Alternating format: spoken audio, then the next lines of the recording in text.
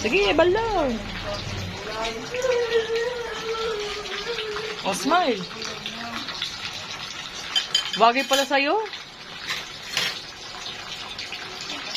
Hugas ito. Oh, balaw. O, lagyan na doon. Baka na nga ito. Balawan mo na lahat.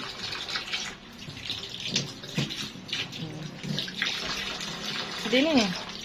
Okay na yan. Baka ito matilas pa eh.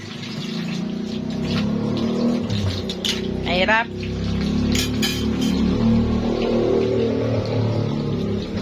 Alam mo kung bakit tayo naghuhugas? Bakit ka tayo naghuhugas ng plate?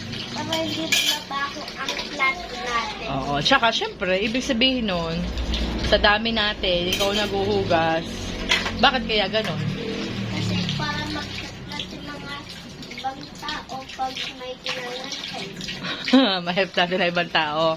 Tsaka hindi. Ibig sabihin nun, plate. yung pa plate. Ibig sabihin, oo, pupunta sa'yo.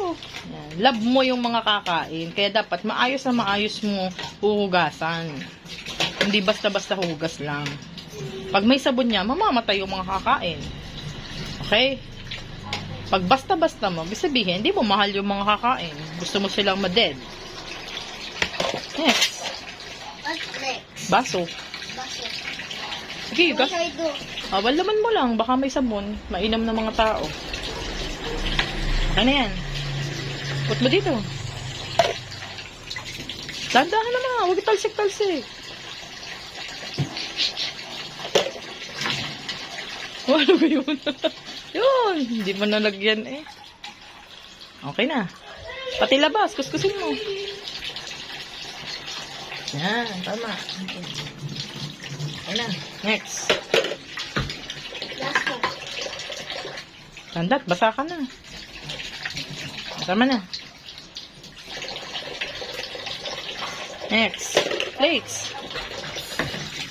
Dandahan ha. Malaki yan. Babasagin yan. Likod. Likod. Yan.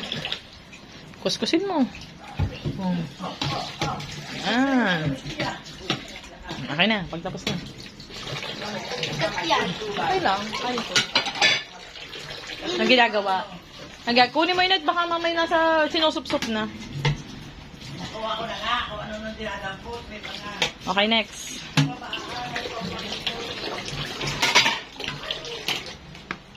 Ako magtatapon din nga dyan sa kwarto ng mga kung ano-ano.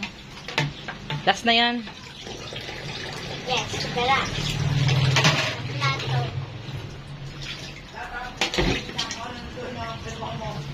Ano yan? Oh, thumbs up. Ha? Thumbs up.